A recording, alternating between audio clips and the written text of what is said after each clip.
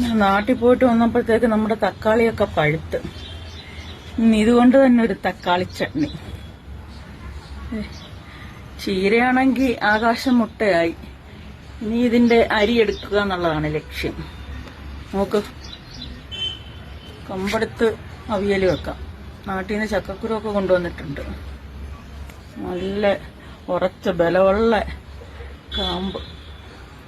ഇലകളും കൊണ്ട് കുറച്ചൊക്കെ എടുക്കാം. ഇനിയും പൂ വിരിയട്ടെ. തക്കാളി വെച്ചട്ടെ. ഇന്നത്തെ തക്കാളി ചട്നി നമ്മുടെ സ്വന്തം തക്കാളി കൊണ്ട്. നമ്മുടെ ഒരു പുതിന